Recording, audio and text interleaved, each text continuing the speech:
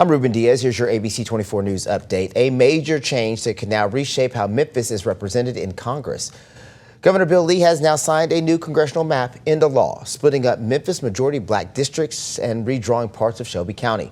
This move comes just days after a U.S. Supreme Court ruling that weakened parts of the Voting Rights Act. Tennessee is now the first state to redraw congressional maps after that decision.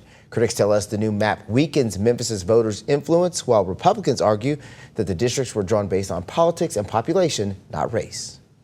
We want representation in D.C.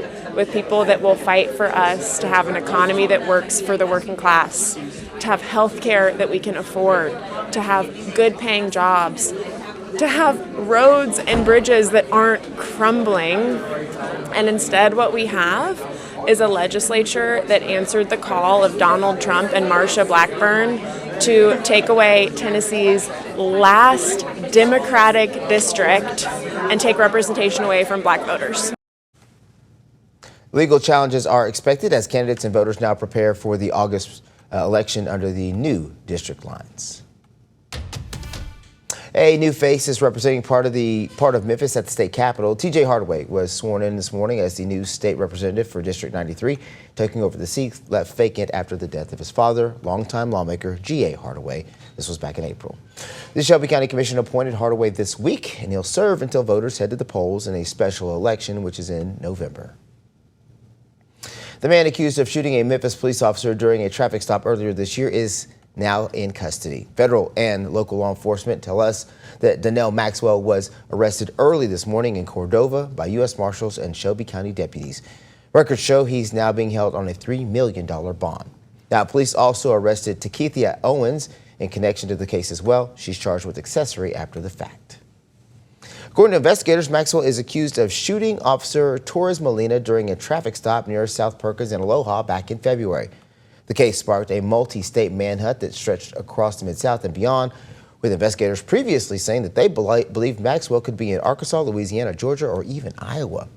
Officer Torres Molina survived the shooting, and now both arrests push the case into the next phase of court. For the past several weeks, investigators along with our federal and local law enforcement partners worked tirelessly to locate Maxwell and bring him into custody.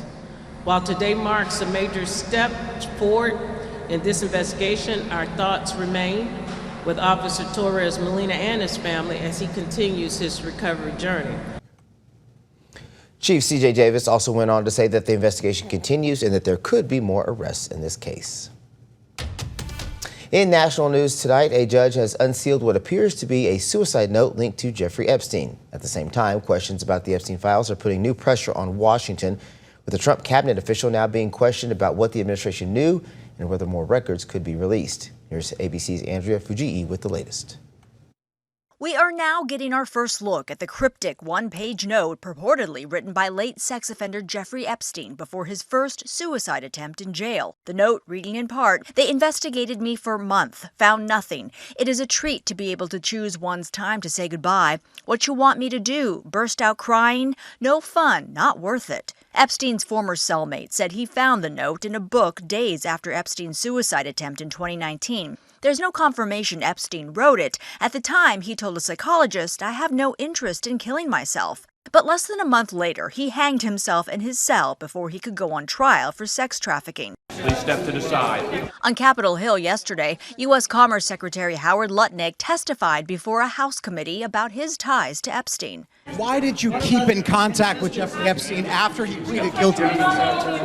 During closed-door testimony, Lutnick acknowledged interacting with Epstein 3 times, including a 2012 visit with his family to Epstein's Island, years after Epstein pleaded guilty to sex crimes. But several Democrats claim Lutnick dodged their questions and demanded he resign. Howard Lutnick is a pathological liar who is enabling the most egregious cover-up in American history. He was evasive, nervous, he was dishonest. But committee chair James Comer insists Lutnick was transparent. This is a habit of the Democrats on this committee coming out telling you all stuff that was said that was not said. Republicans say they'll release a transcript of Lutnick's interview at some point. Former Attorney General Pam Bondi is expected to testify about the Epstein files later this month. Andrea Fuji, ABC News, New York. All right, that's your ABC News update for now. Thanks for watching. I'm Ruben Diaz.